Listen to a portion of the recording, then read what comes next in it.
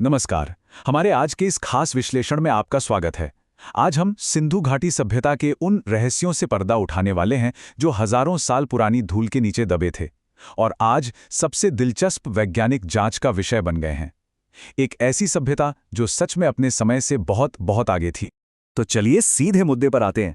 इस पूरी चर्चा का जो केंद्र है वो ये है कि 5000 साल पुराना एक इतना आदर्श समाज, एक यूटोपिया, आखिर अचानक गायब कैसे हो गया? और उससे भी बड़ा सवाल, उनका डीएनए आज भी हमारे अंदर कैसे जिंदा है? यकीन मानिए, ये किसी थ्रिलर पहेली से कम नहीं है, जिसका सीधा कनेक्शन हमारी आज की जिंदगी से है। आइए सबसे पहले बात करते हैं हमारी पहली कड़ी की, द एक्सीडेंटल डिस्कवरी, यानी एक अचानक हुई खोज। आपको जानकर हैरानी होगी कि इस सभ्यता की खोज किसी बड़े आर्कियोलॉजिस्ट ने नहीं की थी।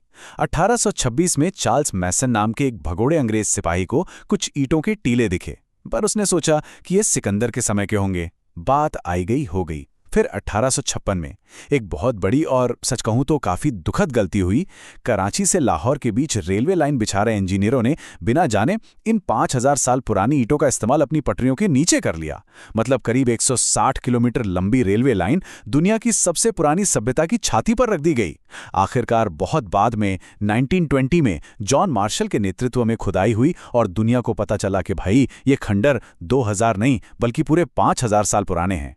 इसके बाद हम आते हैं दूसरे भाग पर, एंशिएंट मेट्रोपॉलिटन सिटी प्लानर्स, यानी उस दौर के प्राचीन महानगर और उन्हें बनाने वाले लोग।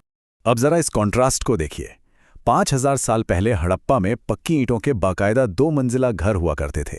हर घर में अपना कुआं था और सबसे बड़ी बात, उनका ड्रेनेज सिस्टम पूरी तरह से ढका हुआ था और फ्लश वाले सीवर थे। वहीं अगर हम 19वीं सदी के लंदन या पेरिस को देखें तो वहां सड़कों पर खुले सीवर बह रहे थे। जरा सोचिए, इतनी पुरानी एक सभ्यता का शहरी स्वच्छता मॉडल कुछ सदियों पहले की आधुनिक यूरोपीय राजधानियों से कई ज्यादा एडवांस था। और उनका अनुशासन तो बिल्कुल नेक्स्ट लेवल था। हड़प्पा से लेकर मोहनजोदाड़ो तक 10 लाख वर्ग किलोमीटर के बड़े इलाके में फैले सारे शहर बिल्कुल एक जैसे थे। बिना किसी इंटरनेट के, बिना फोन के, बिना तेज गाड़ियों के। सभी शहरों में ईंटों का साइज बिल्कुल एक समान था। नापतोल के पत्थर बिल्कुल एक जैसे थे और सड़कें एकदम परफेक्ट 90 डिग्री के एंगल पर कटती थीं। ये एक ऐसा स्टैंडर्डाइजेशन है जिसे देखकर आज के स्मार्ट सिटी प्लानर्स का भी दिमाग चकरा जाए। एक और दिलचस्प बात, अगर हम मिस्र या मेसोपोटामिया को देखें तो वहां की सबसे बड़ी इमारतें क्या होती थीं? राजाओं के बड़े बड़े महल या भव्य मंदिर, है ना? लेकिन हड़प्पा में ऐसा कुछ नहीं मिला।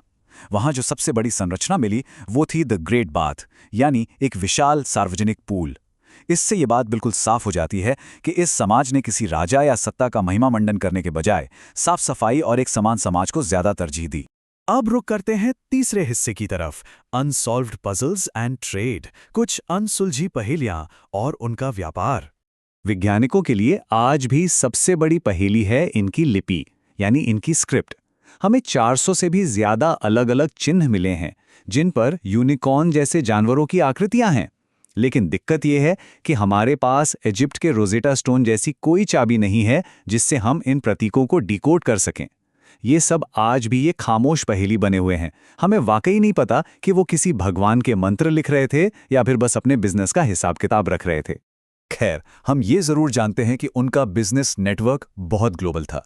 मेसोपोटामिया के राजाओं ने अपने रिकॉर्ड्स में मेलुहा नाम के एक देश का जिक्र किया है, जहां से वो हाथी दांत, मोर और कारेलियन के मन के मंगाते थे। इतिहासकार मानते हैं कि मेलुहा दरअसल इसी सिंधु घाटी का प्राचीन नाम था। और हाँ, गुजरात के लोथल में दुनिया का सबसे पुराना टाइडल डॉकयार्ड भी मिला है, जो इस बात का पक्का सबूत है कि ये दुनिया का सबसे पहला इंटरनेशनल बिजनेस हब था। इस सभ्यता की एक बहुत ही फेमस कलाकृति है मोहनजोदाड़ो से मिली डांसिंग गर्ल। इसके बारे में मॉर्टिमर व्हीलर ने क्या खूब कहा था, एक अजीब सी अकड़ है इसमें, जैसे वो पूरी दुनिया को जानती हो।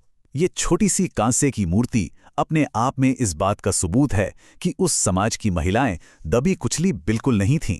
वो आत्मविश्वास से भरी थी, कला और फैशन की अच्छी समझ रखती थीं और उन्हें मेटलर्जी यानी धातु विज्ञान का भी काफी गहरा ज्ञान था।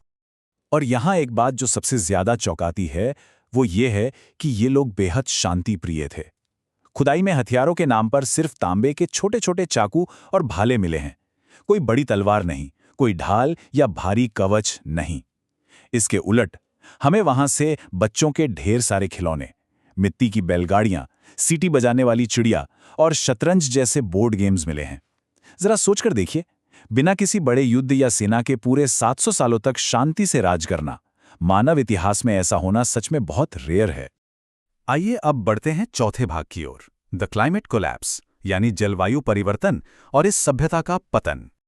अब सवाल उठता है कि अगर वो लोग इतने ही शांतिप्रिय और एडवांस थे तो 1900 बीसी के आसपास उनका खात्मा कैसे हो गया? जब मोहनजोदाड़ो की खुदाई हुई तो सड़कों और सीढ़ियों पर कुछ बिखरे हुए कंकाल मिले। इसे देखकर तो जैसे एक मर्डर मिस्ट्री ही शुरू हो गई। किसी ने कहा कि बाहर से कोई बड़ा हमला हुआ था और इंटरनेट पर तो ये अफवाह भी उड़ गई कि वहां कोई प्राचीन परमाणु विस्फोट हुआ था। मतलब कुछ भी। लेकिन विज्ञान इन दोनों ही थ्योरीज को सिरे से खारिज करता है। किसी भी लैब को वहां रेडियो एक्टिविटी का कोई भी नामो निशान नहीं मिला है और ना ही कंकालों पर किसी बड़े युद्ध के हथियारों के घाव थे। मॉर्टिमर व्हीलर की जो पुरानी आर्यन इन्वेजन या आर्य आक्रमण वाली थ्योरी थी, उसे भी मॉडर्न साइंस ने नकार दिया है। तो फिर असली कातिल कौन था? वो कोई इंसान या हथियार नहीं, बल्कि क्लाइमेट चेंज यानी जलवायु परिवर्तन था। तो दरअसल हुआ क्या था? जियोलॉजिस्ट बताते हैं कि हिमालय में बहुत बड़े भूकंप आए। इससे जमीन का लेवल ऊपर उठा और घग्गर, हकरा जैसी विशाल नदियों ने अपना रास्ता बदल लिया, जिसे कई लोग प्राचीन सरस्वती नदी भी मानते हैं। अब आप खुद सोचिए, जब नदियां अपना रास्ता बदल लेंगी, कुएं सूख जाएंगे और बारिश बंद हो जाएगी, तो क्या होगा? ये रातों रात हुआ कोई हमला नहीं था, बल्कि एक धीमी और तड़पाने वाली मौत थी। फसलें बर्बाद हो गईं और भूखमरी और बीमारियों से परेशान होकर लोगों ने आखिरकार उन शानदार शहरों को हमेशा के लिए छोड़ दिया। अब आते हैं हमारे पांचवें और आखिरी भाग पर, द डीएनए रेवोल्यूशन, यानी डीएनए का वो खुलासा जिसने सब बदल दिया। हरियाणा के राखीगढ़ी में 2015 से 2019 के बीच जो खुदाई हुई, उसमें 4500 साल पुराना एक महिला का कंकाल मिला। वैज्ञानिकों ने बड़ी सावधानी से उसके कान की हड्डी से डीएनए निकाला और इसके जो नतीजे आए, उन्होंने इतिहास की कई पुरानी किताबों को पूरी तरह से चुनौती दे दी। उस डीएनए में कोई स्टेपी या आर्यन जीन मार्कर नहीं था। इसका सीधा सा मतलब यह है कि कोई अचानक बाहरी आक्रमण नहीं हुआ था जिसने यहाँ की पुरानी आबादी को रातों रात बदल दिया हो। और ये बात हमें एक बहुत ही खूबसूरत सच बताती है। उस प्राचीन हड़प्पन महिला का डीएनए आज के उत्तर भारतीय और दक्षिण भारतीय दोनों ही लोगों से पूरी तरह मैच करता है। यानी विज्ञान हमें साफ साफ बताता है कि हड़प्पा के लोग कहीं गायब नहीं हुए थे। आज उस क्षेत्र में रहने वाले मॉडर्न लोग उन्हीं के सीधे वंशज हैं। वो हम ही हैं। इसी बीच एक और बहुत दिलचस्प पहलू सामने आया जब 2018 में उत्तर प्रदेश के सनौली में खुदाई हुई। यहाँ जमीन के नीचे से शाही ताबूत, तांबे की तलवारें, हेलमेट और यहाँ तक के रथ भी मिले। ये समय महाभारत काल के आसपास का माना जाता है। इससे ये साबित हो गया कि भले ही वो मुख्य रूप से व्यापारी और शांति से रहने वाले लोग थे, लेकिन जब अपने बचाव की जरूरत पड़ी तो उन्हें लड़ना भी बहुत अच्छी तरह आता था। उनकी ये विरासत आज भी हमारे साथ कैसे जिंदा है, ये देखना वाकई अद्भुत है। जब हम दोनों हाथ जोड़कर नमस्ते करते हैं, बालों की मांग में सिंदूर लगाते हैं, पीपल के पेड़ की पूजा करते हैं या फिर चेस यानी शतरंज खेलते हैं, तो अनजाने में ही सही हम हड़प्पा की संस्कृति को जी रहे होते हैं। उनके ईंटों वाले शहर भले ही ढह गए हों, लेकिन उनकी 5000 साल पुरानी ये विरासत आज भी हमारे रोजमर्रा के जीवन का हिस्सा है। लेकिन जाते जाते उनके इस शानदार पतन से हमें एक कड़वा सच भी सीखना चाहिए। 5000 साल पहले वो शहर इसलिए फले फूले क्योंकि उन्होंने पानी की कीमत को समझा, उसका सम्मान किया। उनकी नालियां कभी ओवरफ्लो नहीं होती थीं। और आज हमारे मॉडर्न मेगा सिटीज और इतना महंगा इंफ्रास्ट्रक्चर जरा सी बारिश में ही घुटने टेक देता है, जो हमें आज के सबसे गंभीर सवाल पर लाके खड़ा कर देता है।